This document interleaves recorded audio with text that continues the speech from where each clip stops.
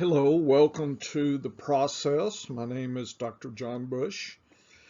We're doing lesson 8 today. This is a focus overall on principal component analysis. We'll kind of go through each position, and then the next 4 lessons will focus onto each position, and I'm talking quarterback, running back, wide receiver, and tight end. So I'm going to kind of give you the overall process. We will define the key variables that the model is suggestive we focus on, and we'll go from there. Much of this material was in my textbook, Winning Your Fantasy Football Drafts. Maybe get one out this year. I may just stick with the videos. It's kind of my stronger suit. Okay. So we've seen this slide before in lesson 7, and principal component analysis is a statistical way for us to look at a set of observations with various variables, and we are allowed through this methodology to associate the variables together under a certain bucket, if you will. Think of a bucket. You put things into each bucket.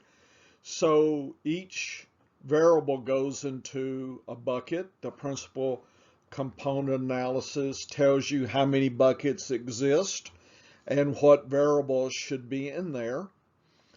And those are said to be components of the whole model, right? First principal component is RC1. The second one is RC2, RC3, potentially 4, 5, 6, whatever it takes to parse out all the buckets that exist. And then within each bucket, so then the statistical analysis goes into each bucket and determines, again, so I see this, allows us to group of variables to determine how many non-related components exist. That is the buckets. That is the RC values. Okay, step 1. Step 2 then, what variables within each bucket are associated within that group or with that group, and what's the level of association. So the concept is that when you spend effort, time, and looking at multiple variables that are telling you the same overall piece of information, then, you know, it's just a waste of your time. This allows us to prune and increase our coherence of our data sets. We talked about that in lesson 7. Okay, so principal component analysis is the statistical way to approach this problem. Okay, so let's start off with quarterbacks. Here's the model, and you can do a regression model if you want to, but the figure I'm going to show you right after this word figure here is going to give a list of variables into each bucket, RC value 1, 2, and 3. The bucket 1, or the RC value, is the most important one, and we're going to, I'm giving it a name, the software doesn't. I'm going to call it passing activity. And there's a lot of variables in there, but the top variable is the amount of completions, and that's between 0 and 1.975, which is very, very high. So the next variable is passing attempts at 0.972. It's very close. but I'm going with completions. Okay, if you did attempts, but trying to parse between attempts and completions, that's not what we're doing. We're trying to tease out which one to focus on. I'm going to focus on completions. The second most important component of our quarterback model is rushing activity. This probably shouldn't be a surprise. So right away, this is unrelated to passing activity. And the best variable in there is run or rushing yards at 0.895. So this is the variable I'm going to use to judge a quarterback's rushing activity. And finally, their passing skill is bucket 3. It's it may be the one a little bit more hidden here, because I think people would confuse activity with skill. But in this case, the variable we're going to focus on is passing touchdowns versus interceptions. It's one of these things where I tell you that, oh, okay. So now we have passing activity, rushing activity, passing skill. We have 3 variables that allow us to look across at each quarterback, and we can look at, for instance, last year. I've got a lesson on a deeper view of the quarterbacks where I'm going to actually break down the 2020 their activity through the lens of the RC 1, 2, and 3. So it's coming. I'm just setting kind of the global table right now. So here's the visual model here. RC 1, 2, and 3, passing activity, rushing, and passing skill. And you see a bunch of green and red arrows. Green arrows represent variables that have a positive association, and the thicker the arrow or the line, the more it's associated. So for RC1, passing yards are actually negative. Isn't that interesting? But completions are very positive, that was a surprise to me. And you can look at some of the other variables.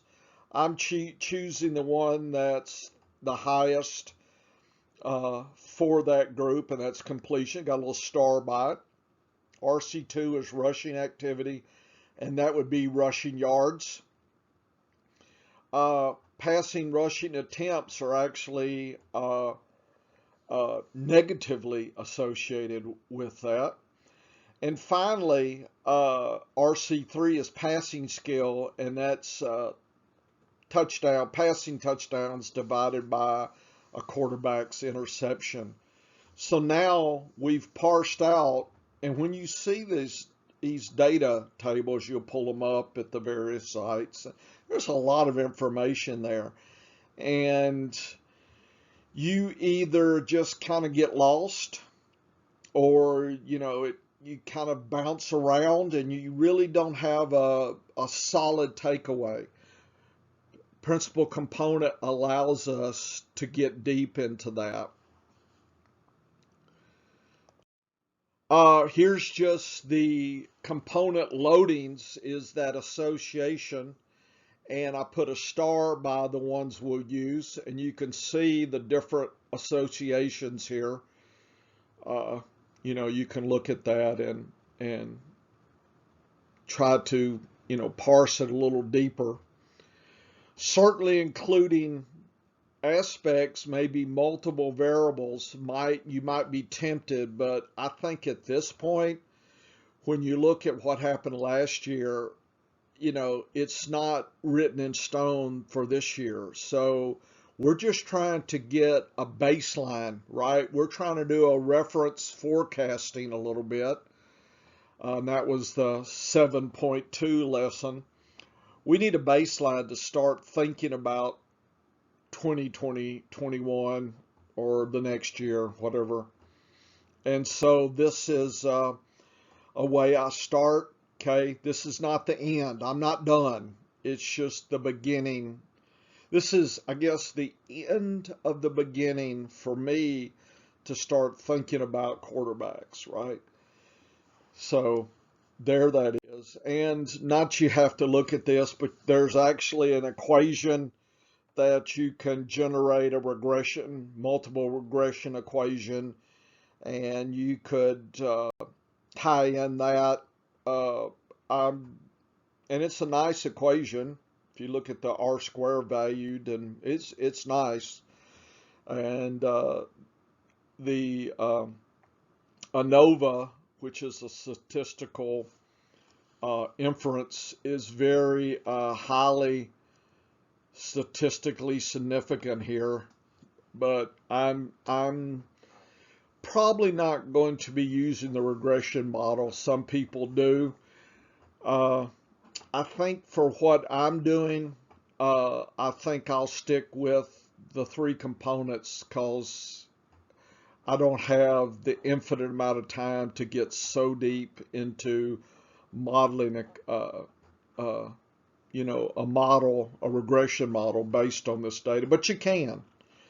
And like I said in a couple of lectures over the time, I think people in daily fantasy, your competition is probably highly motivated to do lots of modeling and simulations, and they probably got syndicates and groups that are working on this. It's not just one, genius in the basement there. They probably got groups.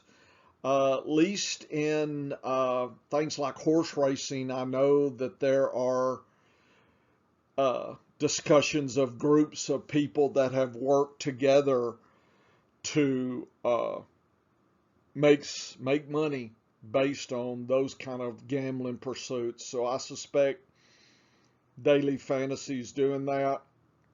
Like I said, not something I have the time for, but I just kind of open that curtain a little bit, let you look behind the screen, behind the Oz figure, and say, hey, what we got back here?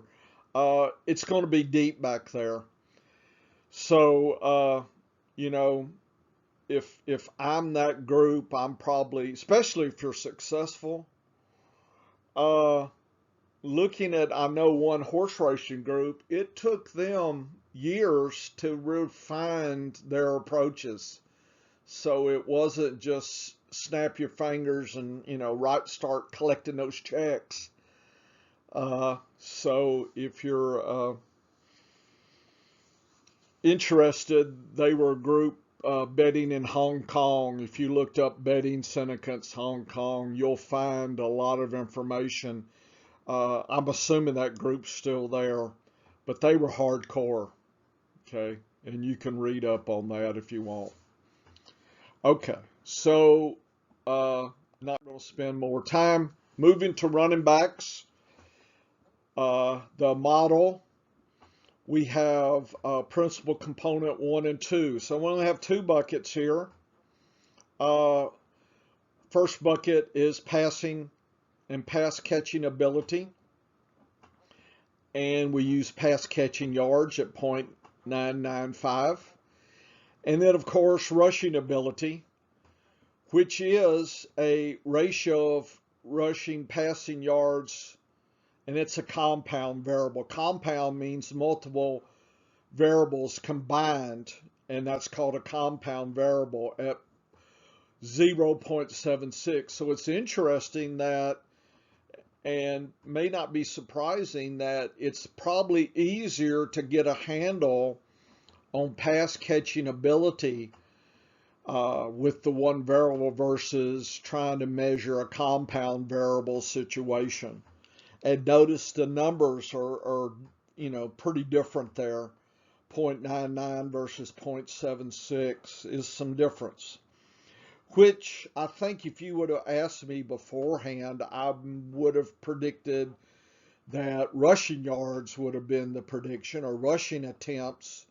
So I would not have pegged that as the variable there. So judgment wise, I would have probably not been as successful as using the algorithmic approach here.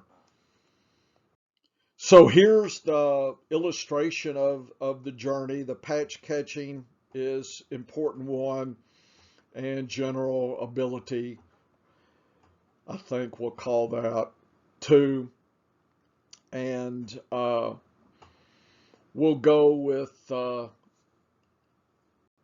component variables we talked about. And if we look here, we see that it's passing yards. And then for here, it's rushing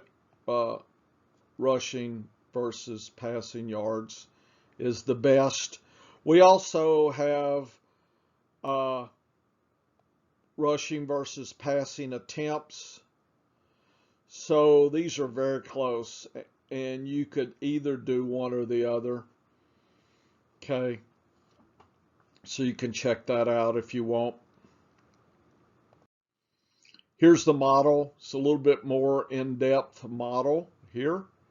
Not that I'm going to say too much, but there's a lot more inputs into your model, so it's a little bit more, it's going to be a little bit more complex. So to me, when I see the complexity, I'm concerned that maybe I need even more variables to test. I'm feeling a lot more confident about the quarterback than I think I am the running backs here, just because of the intensity and the amount of the variables. That's all I say there. If you were trying to use this as a regression model, and it's nicely statistically significant here. Nice R values here. Everything's looking good for the model. Tight ends. Tight ends have rushing ability and passing efficiency, or pass catching efficiency. The RC is passing yards, 0.98. The passing efficiency is yards divided by receptions, 0.76. Again, I'm not sure I quite would have loaded the variables together and separated them. So I think my judgment would have been flawed here. Again, this looks at the numbers. It doesn't, walks away from your biased judgment. We're all biased. Most likely we're at best average or below in biased. We probably don't think that. We want to think we're the, everybody's the above average driver, right? So just be aware. The best we can say is we know we're biased and we should take steps to be cautious. That's pretty important because that gives us an advantage over the people who don't know they're biased. So pass catching RC1, passing efficiency RC2. There is the different variables this table shows. Just looking at passing yards, pretty straightforward. And yards versus receptions here, pretty straightforward as well. Yards are a little better than targets per reception. I'm not sure I would have thought that, but I'm going with yards. Okay, if you're comfortable, I mean, they're close enough. You're probably not going to be too off if you're, if you're just deeply embedded, got to look at those targets here. And again, here's the model. Nice model. Nice p-values. Less sophisticated than running backs, but a little bit more than quarterbacks on the models. So I think I feel a little stronger about the tight end if I was doing a regression model. Finally, we have wide receivers. We have uh, three buckets here: pass catching ability, rushing ability, and their passing efficiency. And there's the association numbers there. Here they are. Okay. So a little bit more complex than tight ends, which is interesting. I'm not sure I would have thought tight ends and wide receivers would have the same kind of general aspects to their models, and that again, my judgment would have been wrong. So that's why I stated that stat algorithms are better than subjective judgments on the average for sure. So you should consider that and move towards that. So receptions here, pretty good. Reception yards, nice. And here's targets per receptions. And here's yards per reception. I'm a fan more of yards than targets. So we'll see when I talk about wide receivers. I'm actually going to break the algorithm a little bit and focus on the yardage, not the targets. But that's just me, maybe a little biased here, but I am a little biased. Okay, not maybe. Come on, John. Wake up. Help your audience out. Here's the regression model. Very sophisticated. All the numbers, nice. R squared, nice stats here. So, running backs and wide receivers, which tend to be the early activity of drafters, are the positions that are very complex. So that probably adds to our error rate. Quarterbacks and tight ends tend to be a lot more simple, and in quotes. So I think in some ways, if you are limited in time, your effort should be digging into wide receivers and running backs more, because I think there's more complexity and subtlety to those. Just, my overall thoughts based on the stats here, based on the models that's required to predict the component and part of the regression analysis there. So you're welcome to those numbers. Good luck. I would use them very cautiously. Would not risk a lot of money until I had run these through. I didn't look at daily fantasy sports. Maybe one day I'll have some time to go through that data. And you're probably saying, hey, that's where the money's at. Well, I like to win leagues, and I do enjoy the the seasonal approach. I feel like that fits my personality and my time. Potentially, if I retire, I wonder if I don't even think I have a job. They're paying me to do what I would do anyway. So any of you that can make your way into academic, there's some negatives, but the positives is, especially if you get tenure and you're a full professor, you could really have a lot of fun with your graduate students and research a lot of things, and it's very, very enjoyable.